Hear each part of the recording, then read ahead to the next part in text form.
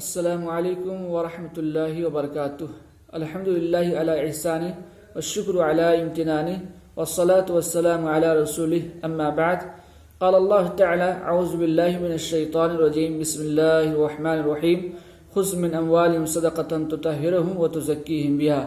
محترم ناظرین، آج کی اس مجلس میں جس موضوع کو لے کر ہم آپ کی خدمت میں حاضر ہوئے ہیں وہ ہے زکوٰۃ اور اس کے چند احکام و مسائل۔ محترم ناظرین، یہ حقیقت ہے کہ زکوٰۃ اسلام کے ارکان میں سے ایک نہایت ہی اہم ترین رکن ہے جسے اللہ رب العالمین نے مالداروں کے اوپر فرض کیا ہے۔ اللہ تعالیٰ نے اسے اہل ثروت کے اوپر فرض کیا ہے، لہذا اگر کوئی شخص اس رکن کا انکار کرتا ہے تو دائرہ اسلام سے وہ کلی طور پر خارج ہو جاتا ہے۔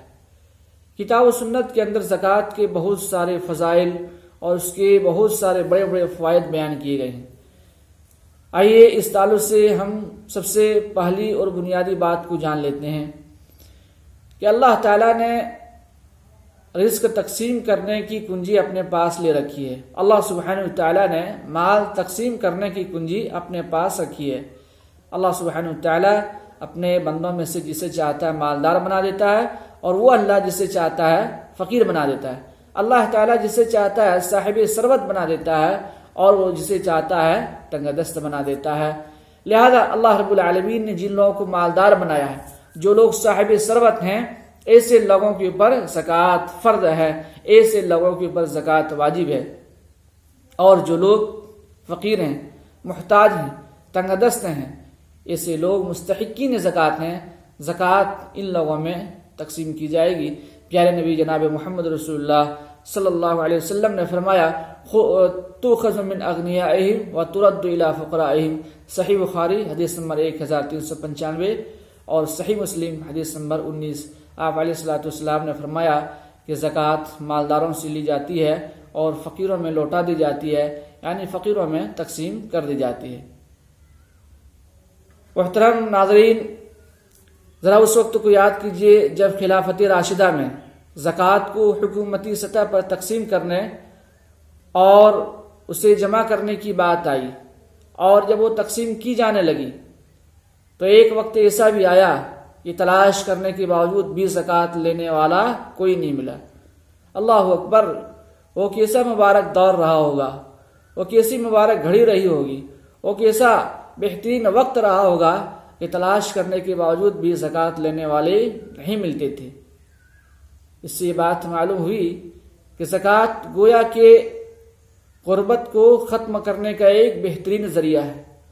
زکوٰۃ کی وجہ سے فقر و فاقہ اور محتاجگی کے سارے دروازے بند ہو جاتے ہیں۔ لہذا اللہ سبحانہ وتعالیٰ نے جن لوگوں کو مالدار بنایا، جو لوگ صاحب ثروت ہیں، ایسے لوگوں کے اوپر یہ ذمہ داری عائد ہوتی ہے کہ وہ اپنے مال میں سے زکوٰۃ ادا کریں۔ اللہ تعالی ہر شخص کو جو صاحب مال ہیں اس کی توفیق عطا فرمائے۔ اب آئیے ہم یہ جاننے کی کوشش کرتے ہیں کہ زکوٰۃ کن چیزوں میں فرض کی گئی ہے۔ زکوٰۃ بہت ساری چیزوں میں فرض کی گئی ہے، مثلا سونے اور چاندی کے اندر، اسی طریقے سے جانوروں میں اونٹ، گائے، بکری، اور پھر غلوں میں گندم، جو، منقع، کھجور، اور اسی طریقے سے زرعی پیداوار اور تجارتی سامانوں میں زکوٰۃ فرض کی گئی ہے۔ سونے اور چاندی کا نصاب کیا ہے؟ حضرت علی رضی اللہ تعالیٰ عنہ کی روایت میں ہے، پیارے نبی جناب محمد رسول اللہ صلی اللہ علیہ وسلم نے فرمایا اذا كانت لك 100 درہم وحال علیہ الحول ففیها 5 دراہم وليس عليك شيء حتى يكون 20 دینارا او حال علی الحول فنصف دینار وما زاد ذلك فبحساب ذلك۔ سنن نبی داؤد حدیث نمبر 1391، اور علامہ البانی رحمۃ اللہ علیہ نے اس حدیث کو صحیح قرار دیا۔ آپ علیہ الصلوۃ والسلام نے فرمایا کہ جب تمہارے پاس 200 درہم ہوں اور اس پر 200 درہم چاندی ہوں اور اس پر 1 سال گزر چکا ہو تو اس میں سے 5 درہم بطور زکوٰۃ دینا واجب ہے، اور اس کے علاوہ تمہارے پر کوئی چیز نہیں ہے۔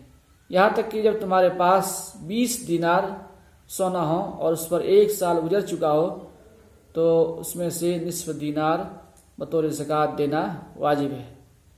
پھر اگر اور سونے اور چاندی کی مقدار بڑھتا رہے تو اسی حساب سے زکوٰۃ کی مقدار بڑھتی رہے گی۔ اس سلسلے میں ایک دوسری روایت میں ہے، حضرت ابو سعید خدری رضی اللہ تعالیٰ عنہ کی حدیث میں ہے، پیارے نبی جناب محمد رسول اللہ صلی اللہ علیہ وسلم نے فرمایا، لیسا فیما دونا خمس اواق صدقہ۔ صحیح بخاری حدیث نمبر 1447 اور صحیح مسلم حدیث نمبر 979۔ آپ نے فرمایا کہ 5 اقیے سے کم میں زکوٰۃ نہیں ہے۔ ان دونوں حدیثوں سے یہ بات معلوم ہوئی کہ پیارے نبی جناب محمد رسول اللہ صلی اللہ علیہ وسلم نے زکوٰۃ کے لیے 2 شرطوں کو بیان کیا ہے۔ سب سے پہلی شرط یہ ہے کہ زکوٰۃ کا نصاب کو پہنچنا، اور دوسری شرط حولان حول یعنی اس پر 1 سال کا گزر جانا۔ زکوٰۃ کا نصاب پہنچنے کے لیے آپ نے کہا کہ 200 درہم ہونا ہے۔ اگر کسی شخص کے پاس 200 درہم چاندی ہوں اور اس پر 1 سال کا وقفہ گزر چکا ہو تو ایسی صورت میں اس کے اوپر زکوٰۃ واجب ہو جاتی ہے۔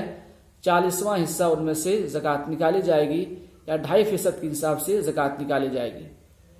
دور حاضر کے حساب سے اگر دیکھا جائے تو 200 درہم 595 گرام اس کے مقابلے میں ہوتا ہے۔ اگر کسی شخص کے پاس 595 گرام چاندی ہوں یا اس سے زیادہ ہوں تو اس کے اوپر زکوٰۃ فرض ہو جاتی ہے، وہ اس میں سے 40واں حصہ یا پھر 2.5% کے حساب سے زکوٰۃ نکالیں گے۔ اسی طریقے سے اگر کسی شخص کے پاس 85 گرام سونا ہو یا اس سے زیادہ ہوں تو پھر اس کے اوپر زکوٰۃ واجب ہو جاتی ہے، وہ اس میں سے 40واں حصہ یا پھر 2.5% کے حساب سے زکوٰۃ نکالیں گے۔ چونکہ دور حاضر کے اندر کرنسیوں کا چلن ہے، کرنسیوں کا دورہ ہے، ہر ملک کے اندر مختلف قسم کی کرنسیاں پائی جاتی ہیں، روپے پیسے کی شکل میں، ڈالر کی شکل میں، ریال کی شکل میں، پاؤنڈ کی شکل میں۔ تو کیا ان کرنسیوں کے اوپر زکوٰۃ واجب ہے؟ ہاں، ان کرنسیوں کے اوپر زکوٰۃ واجب ہے، اور ان کا نصاب سونے اور چاندی کے نصاب سے طے کیا جائے گا۔ اگر کسی شخص کے پاس سونے اور چاندی کے نصاب کے تحت اتنے روپے پیسے ہوں اور اس پر 1 سال کا وقفہ گزر چکا ہو تو پھر ایسی صورت میں اس کے اوپر زکوٰۃ واجب ہو جائے گی۔ یہاں پر ایک مسئلہ یہ بھی یاد رہے کہ بہت سارے لوگ یہ سمجھتے ہیں کہ اگر کسی کے پاس سونے اور چاندی کی مقدار نصاب کو نہ پہنچے، سونے اور چاندی اتنے نہ ہوں کہ وہ نصاب کو پہنچ جائے، تو کیا ایسی صورت میں دونوں کو ایک ساتھ ملا کر کے زکوٰۃ دی جا سکتی ہے؟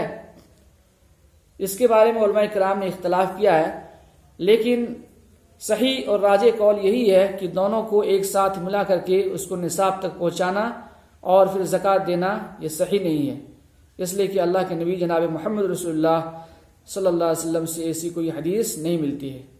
آپ نے کہیں ایسا فرمان جاری نہیں کیا ہے کہ اگر سونے کا نصاب نہ ہو، یعنی سونے اپنے نصاب کو نہ پہنچے اور اسی طریقے سے چاندی نصاب کو نہ پہنچے تو دونوں کو ملایا جائے اور پھر نصاب تک پہنچایا جائے، ایسی کوئی صراحت نہیں کی گئی ہے۔ اسی طریقے سے ایک دوسرا مسئلہ یہ ہے کہ کیا زیورات کے اندر بھی زکوٰۃ ہے؟ اس بارے میں بھی علماء کرام کے درمیان میں اختلاف ہے، اور صحیح اور راجح قول یہی ہے کہ ہاں، زیورات کے اندر بھی زکوٰۃ واجب ہے۔ اس کی دلیل حضرت عمرو بن عاص رضی اللہ تعالیٰ عنہ روایت کرتے ہیں کہ ایک عورت اپنی بچی کو لیے ہوئے اللہ کے نبی جناب محمد رسول اللہ صلی اللہ علیہ وسلم کی خدمت میں حاضر ہوئی۔ اس کے ہاتھ میں سونے کے 2 کنگن تھے۔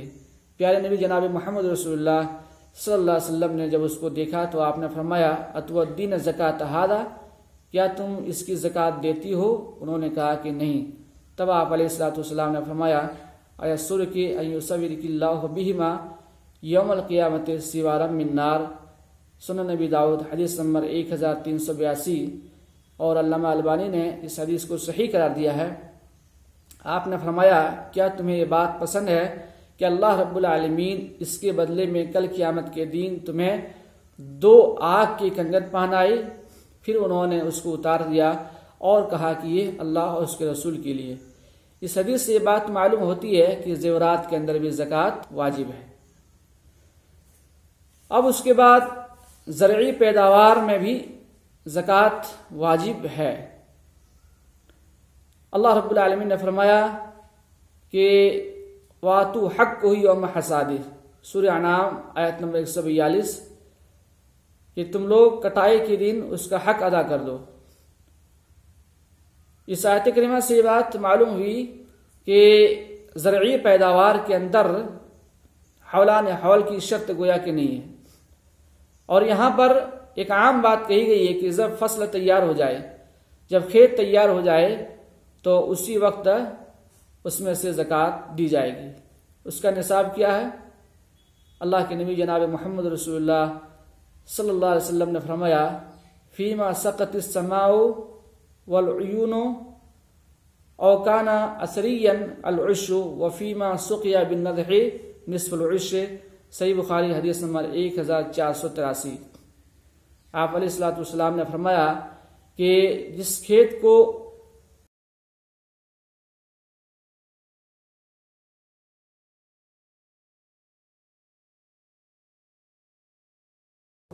تو ایسی صورت میں اس کے اوپر عشر یعنی 10واں حصہ زکوٰۃ ہے، اور جیسے سینچائی کے ذریعے سے تیار کیا گیا ہو تو اس کے اندر نصف عشر یعنی 20واں حصہ زکوٰۃ واجب ہے۔ اس حدیث سے یہ بات معلوم ہوئی کہ اگر کھیت اور فصل آسمانی پانی سے تیار ہوئی ہو، بارش کے پانی سے تیار ہوئی ہو اور سینچائی کی نوبت نہ آئی ہو تو ایسی صورت میں اس کے اوپر 10واں حصہ زکوٰۃ واجب ہے، اور اگر اسے سینچائی کے ذریعے سے تیار کیا گیا ہو، مشینوں کے ذریعے سے اس کی سینچائی کی گئی ہو تو پھر ایسی صورت میں 20واں حصہ اس میں زکوٰۃ واجب ہے۔ اور ایک دوسری حدیث میں صحیح بخاری کی روایت میں اللہ کے نبی جناب محمد رسول اللہ صلی اللہ علیہ وسلم نے فرمایا لیس فینا دون خمس اوسق صدقۃ، یہ 5 وسق سے کم میں زکوٰۃ نہیں ہے۔ 5 وسق کا دور حاضر کے حساب سے 20 من ہوتا ہے، تو پتہ چلا کہ 20 من سے کم گلے میں گویا کہ زکوٰۃ نہیں ہے۔ اگر کسی کے پاس 20 من ہے تب جا کے اس میں زکوٰۃ واجب ہو جاتی ہے۔ محترم ناظرین، اب آئیے جانتے ہیں کہ زکوٰۃ کے مصارف کیا ہیں، زکوٰۃ کے مال کہاں خرچ کیے جائیں گے۔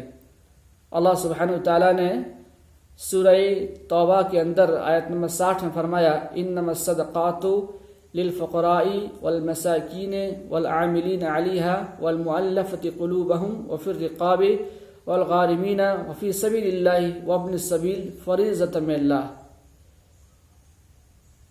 کہ بے شک صدقات فقراء کے لیے ہے، مساکین کے لیے، اور پھر صدقات وصول کرنے والے لوگوں کے لیے ہیں، اور ان لوگوں کے لیے ہے جن کی تالیف قلم مقصود ہو، اور اسی طریقے سے گردن آزاد کرنے میں ہے، اور قرض داروں کے لیے ہے، اور ان کی راہ میں اور اللہ کی راہ میں اور مسافر کے لیے ہے۔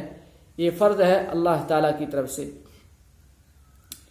اس آیت کریمہ میں اللہ تعالیٰ نے زکوٰۃ کے کل 8 مصارف کو بیان کیا ہے، اور ان مصارف میں زکوٰۃ کا مال یا اس کی رقم دی جائے گی۔ سب سے پہلا مصرف کہ فقیر اور مسکین، فقراء اور مساکین کسے کہا جاتا ہے؟ فقیر اور مسکین عام طور پر ان لوگوں کو کہا جاتا ہے جو لوگ ضرورت مند ہوں اور جن کے پاس اتنا مال نہ ہو جس کی وجہ سے وہ خود اور اپنے بیوی اور بچوں کی اخراجات کو پوری کر سکیں۔ جو حاجت مند ہوں ایسے لوگوں کو فقراء اور مساکین کہا جاتا ہے۔ اسی طریقے سے زکوٰۃ وصول کرنے والے لوگ، زکوٰۃ جمع کرنے والے لوگ، ان کو بھی زکوٰۃ میں سے حصہ دیا جائے گا۔ اور پھر تالیف قلب جہاں مقصود ہو، یعنی اگر کوئی شخص نیا مسلمان ہوا ہو، یا پھر اگر کوئی شخص اسلام قبول کر سکتا ہے، اس کی امید ہے، تو پھر ایسی صورت میں ان لوگوں کو زکوٰۃ کا مال دیا جائے گا۔ اور اسی طریقے سے رقاب گردن آزاد کرنے میں، اور اسی طریقے سے قرض داروں کو، اگر کوئی شخص قرض دار ہے اور اس کی طاقت وہ نہیں رکھتا ہے تو زکوٰۃ کے مال میں سے اس کو دیا جائے گا۔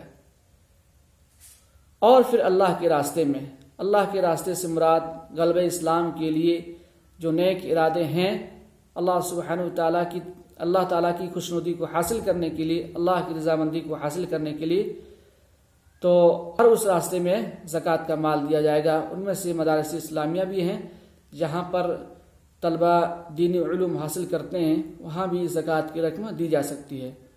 اور اسی طریقے سے مسافر کو بھی زکوٰۃ کا مال دیا جا سکتا ہے۔